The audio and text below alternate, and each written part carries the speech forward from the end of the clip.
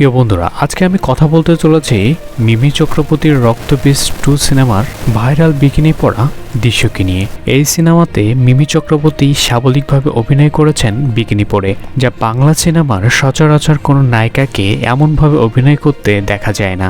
ভাবতে অবাক লাগছে যে মিমি চক্রবর্তী কিচিং সিং করবে না বিধায় কিল বিল সোসাইটির এই সিনেমাটি রিজেক্ট করে দিয়েছিলেন, কিন্তু এখন দেখা যাচ্ছে মিমি চক্রবর্তী বিকিনি পরে অভিনয় করছেন।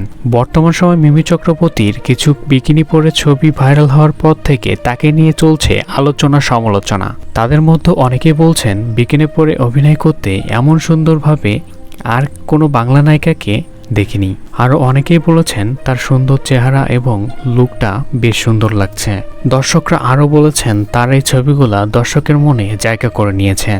আবার কেউ কেউ বলছেন মিমি চক্রবর্তীর এই বিকিনি পরে ছবি তোলা এবং শুটিং করা একদমই ঠিক হয়নি। যারা মূলত বাংলা সিনেমা পছন্দ করেন তারা অভিনেত্রীদের এমন পোশাক দেখতে আসলে অভ্যস্ত নয়, যার কারণে অনেকেই বলছেন মিমি চক্রবর্তী এ ধরনের পোশাক পরে অভিনয় করা একদমই ঠিক করেনি। তো প্রিয় বন্ধুরা, মিমি চক্রবর্তীর অভিনয়গুলো আপনাদের কাছে কেমন লাগে অবশ্যই কমেন্ট করে জানাতে ভুলবেন না এবং চ্যানেলটি সাবস্ক্রাইব করে সাথে থাকবেন।